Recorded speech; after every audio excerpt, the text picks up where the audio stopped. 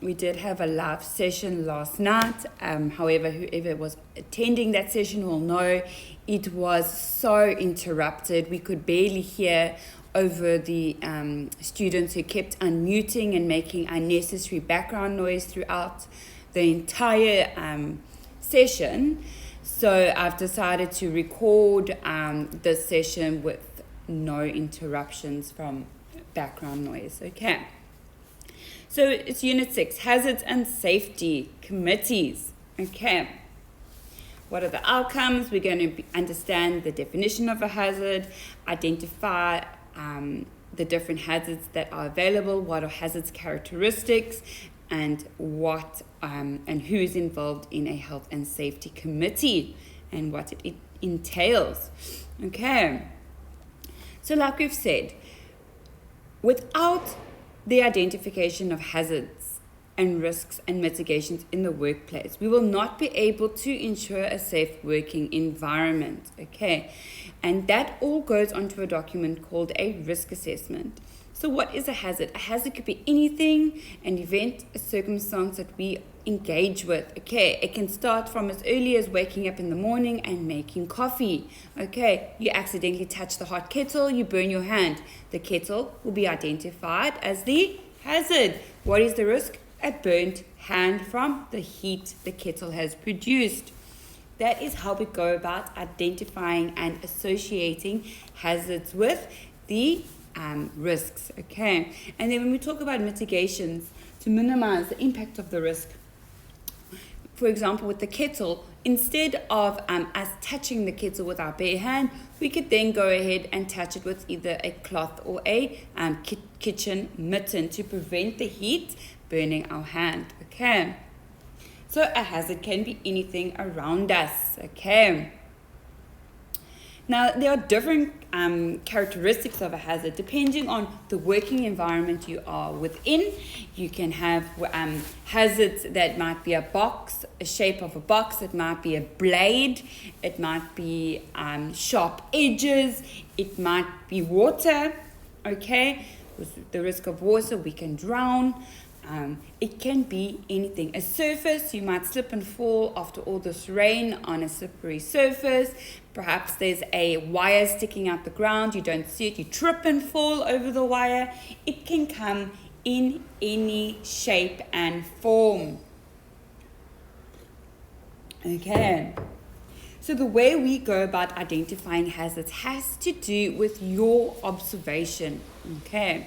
And the way you as an individual go about attaching a hazard and the risk to everything that you do and in your personal life and in the working environment, okay? That is why if you are a safety officer and you have kids, you will be doing a risk assessment in your head 24/7, okay? Choking hazard, tripping hazard, you're going to slip here. It is, you will identify hazards 24/7 once you are in the routine and know how to attach a hazard to and a risk together and know how to mitigate. Okay, and it is essential to ensure we have a safe working environment. Okay, there are different ways and methods we can go about developing our hazards and our risk assessment. Okay, we can look at previous statistics within the company. What has been the most causes of first aid injuries? What has been the causes of major incidents and accidents on the site? What has caused employees to have high levels of absenteeism? Okay, you can do your research on the internet within your industry, and they will identify different hazards and risks and mitigations associated to the work you will be executing. Google is amazing. Whenever I am conducting a risk assessment, I always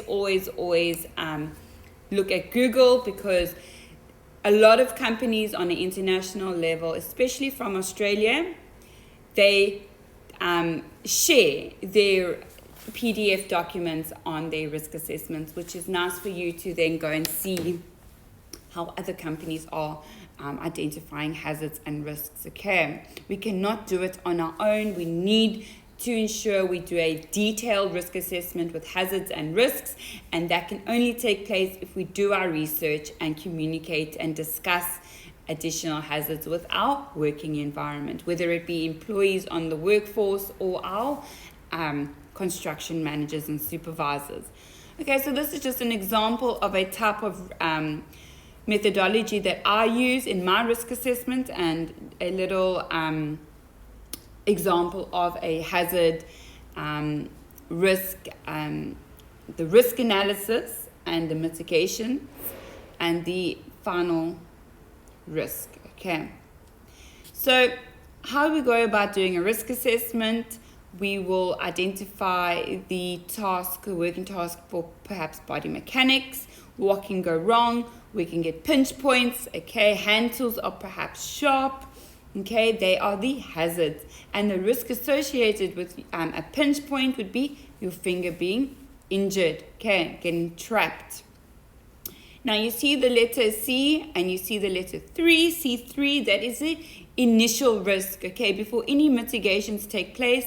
If you had to start the job immediately with no PPE and no controls in place, the risk would be a C3 if you refer to the table, the colorful table, which means the likelihood and the consequence is medium, okay, which means you will most probably get your finger injured if you do not have mitigations in place.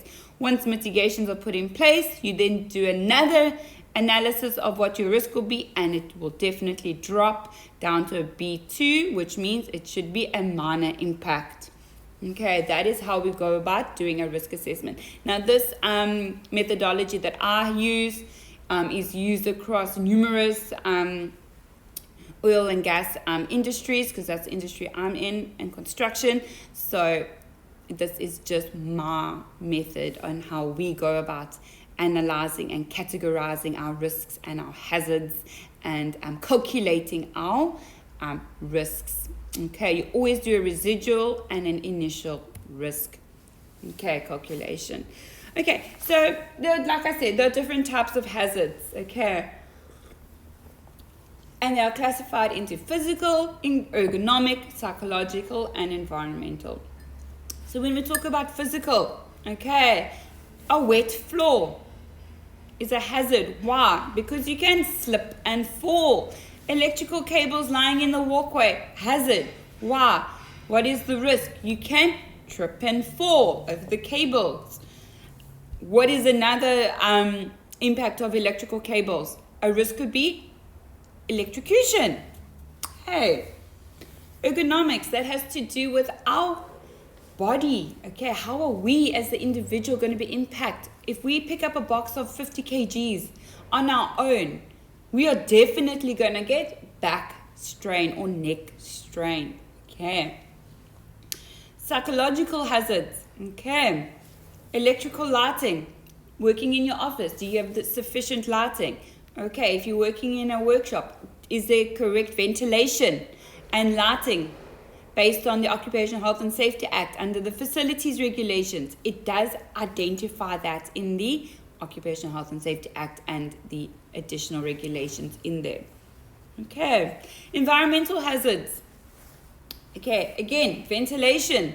All right, perhaps you're doing confined space in a tank. Is there going to be ventilation? Is there even oxygen? Do you need to wear oxygen masks? Okay, different impacts and different hazards fall into the different types of categories. Okay, so that is a hazard and risk analysis. Okay, a definition of a hazard. So I hope you understand, and I will also put an example of a risk assessment that I've done onto RCAN, okay, after this session. Okay, so then what are health and safety committees, and how are they associated with risk assessments and hazards? Okay, and HSC reps. Now, an HSC rep, as we previously discussed, okay, they work underneath a safety officer. But if there are no safety officers in the company and there are only HSC reps, they will ensure that the risk assessment is fully carried out. Okay, the HSC rep will ensure that they are acting in good faith for the company by ensuring the health and safety for all is being implemented. Okay, and according to the Occupational Health and Safety Act, they are there to promote the well-being of the entire organization. Now, when we have 2 or more HSE reps in a company, okay, or a safety officer and an HSE rep, we then need to form a HSE committee. Okay, the reason being is when we have 2 or more HSE reps, it means that we have a higher number of employees in the company. So we need to meet with our fellow HSE colleagues, our HSE rep and an HSE officer, as well as the construction managers, construction supervisors, perhaps the 16-2, which is the manager of the company, and even your customers and clients that are involved. We all need to meet under a HSE committee for a specific job that we are doing, and we need to ensure that we discuss all health and safety matters, ensure the risk assessment is working accordingly, and discuss matters that are of issue and mitigate and put dates down as to when those issues will be rectified. Okay, so the function of the HSE committee is to ensure that everyone is on the same page with regards to health and safety of the job at hand. Okay. However, as I said, if there is just one health and safety rep in the company and you have 5 employees, it is not essential to form an HSE committee. However, I always advise my clients to form an HSE committee, even though, or have an HSE rep, even though there may not be more than 20 employees in the company, because you need to work as a team. Therefore, you need to set meetings with your managers in the company to discuss all.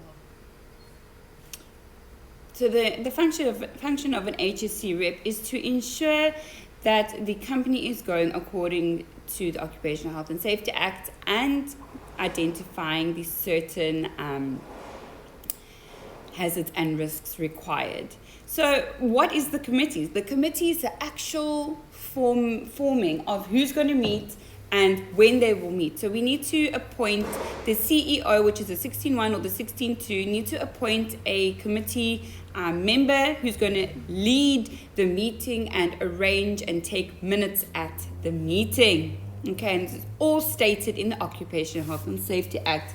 And as I said earlier, we are going to be then meeting and discussing the health and safety of the company, ensuring that the company is unified and on the same page. Because without clear communication, we cannot ensure that the company is working smoothly. Okay, and then we need to ensure that everyone has the appropriate health and safety training. Okay. And who needs to do this training? Managers, supervisors, and everyone on the workforce. You cannot send someone to work at heights and they do not have working at heights training. And there are different ways that we can go about communicating health and safety in their working environment. And the most important one is through a toolbox talk. The toolbox talk is a vital discussion every morning before work, where we will discuss with our workforce what hazards and risks and controls are in place for that specific job at hand for that day. And that is hosted and conducted by either the HSE rep or the safety officer. All right, thanks.